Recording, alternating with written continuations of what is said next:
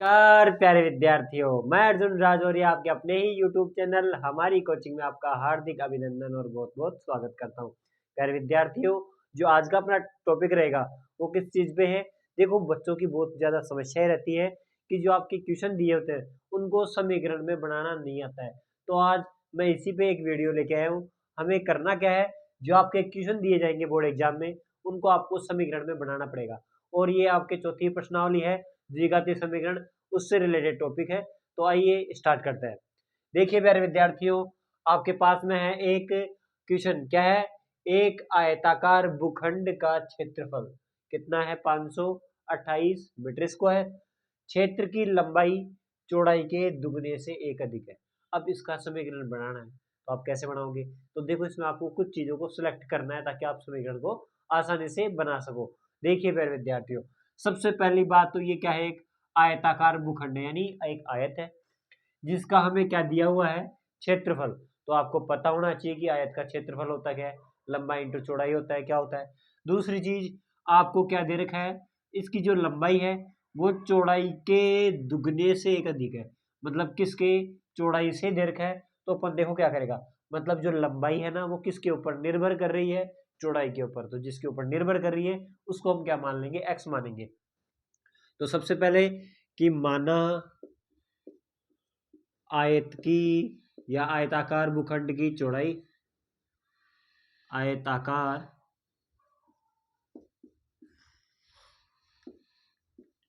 भूखंड की चौड़ाई, और चौड़ाई को मैंने क्या मान लिया? एक्स मीटर मान लिया।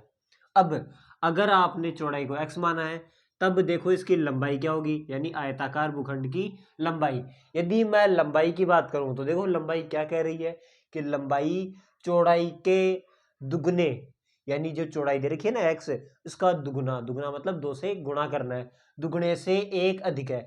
यानी जो इसकी लंबाई है ना आपके पास में, लंबाई वो आपको क्या होगी? चौड़ाई के दुगने से एक ज्यादा, मतलब एक जोड़ देंगे। तो आपके पास में लंबाई भी आ गई और चौड़ाई भी आ गई। अब देखो प्रश्नानुसार क्या करना है, हम जानते हैं प्रश्नानुसार। आपको पता है ये क्या है? आयत। और आयत का क्या दिया हुआ है? क्षेत्रफल। तो आपको पता होना चाहिए आयत का क्षेत्रफल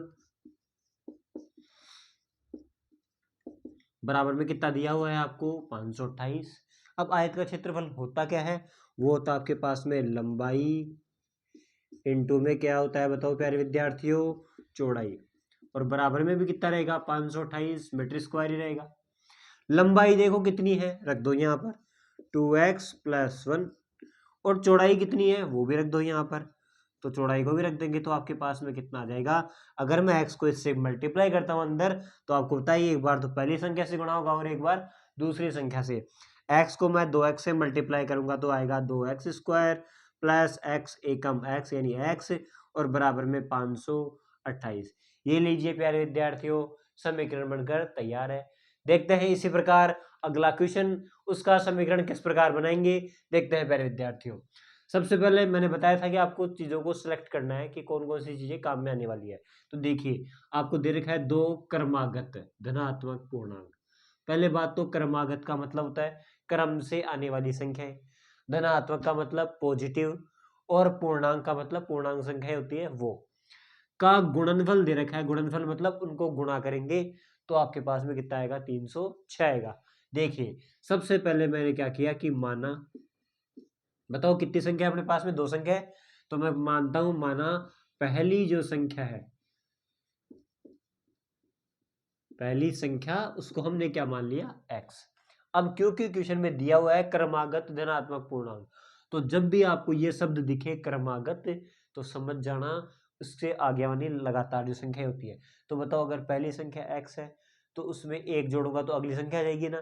तो बताओ, अगर पहली संख्या x है तो बताओ दूसरी संख्या आपके पास में क्या होगी? तो दूसरी संख्या वो क्या होगी? x+1। अब क्या कह रखा है? पूर्णांकों का गुणनफल है। गुणनफल देखो, यानी मैं लिखूंगा प्रश्नानुसार।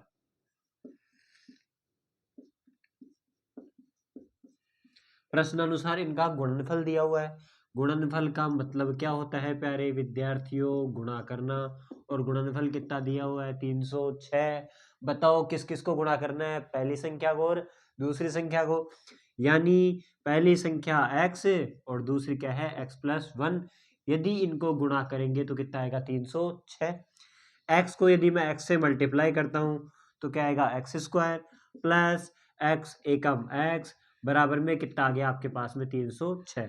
ये लीजिए प्यारे विद्यार्थियों, इसका भी क्या बनकर तैयार हो गया, समीकरण बनकर तैयार हो गया।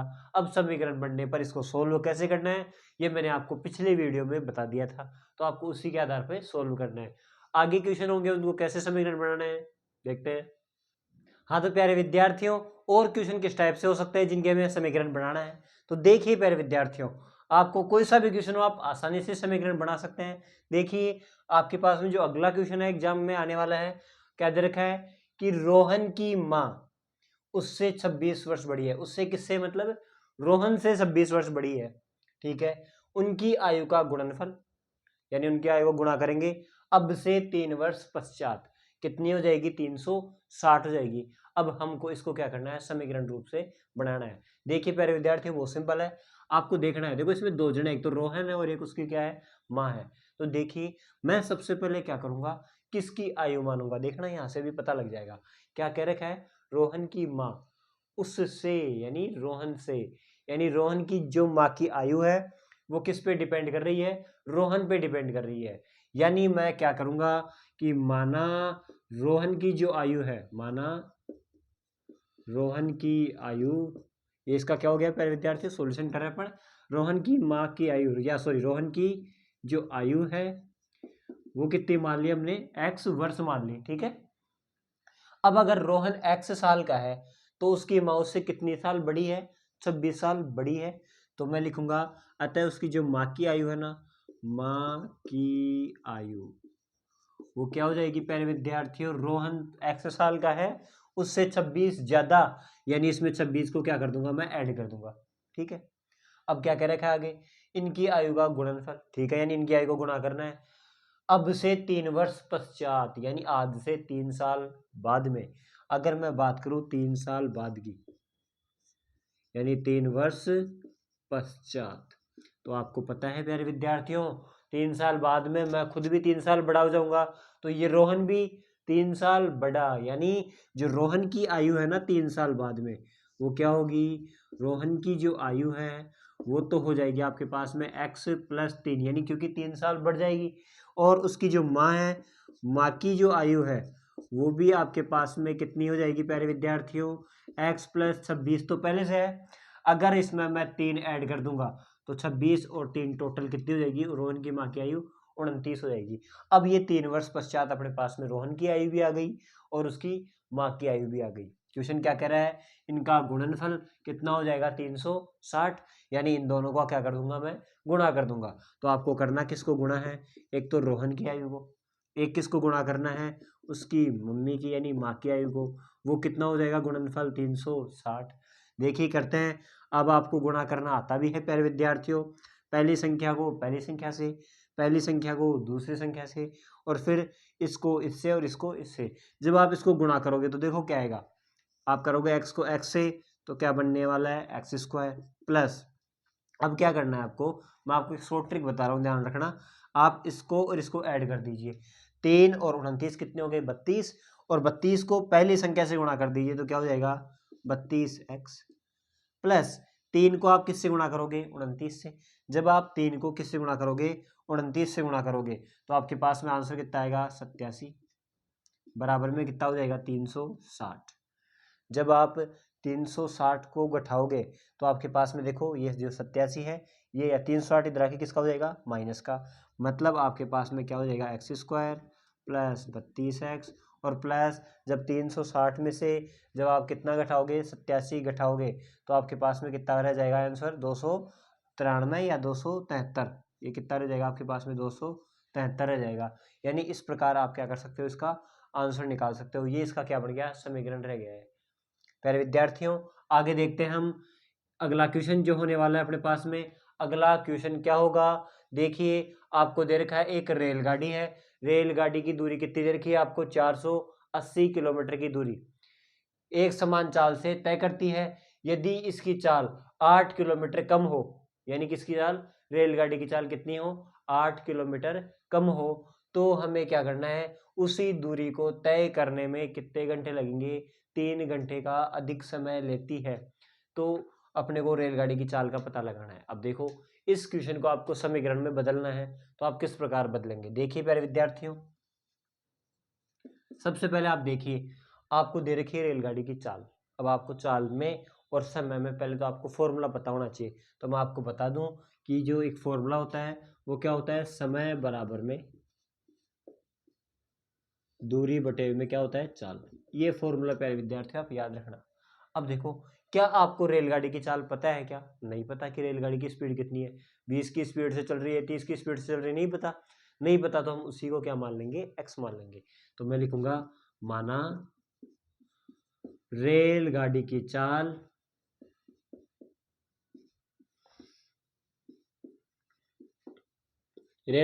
कितनी हो गई आपके पास में, x है। इसको क्या मान लिया हमने, x मान लिया। आगे, अगर रेलगाड़ी की चाल x है और उसकी दूरी कितनी देर की है आपको, 480, तो कितना समय लगेगा। देखो, इसी फॉर्मूले से आप क्या करोगे, लिखोगे।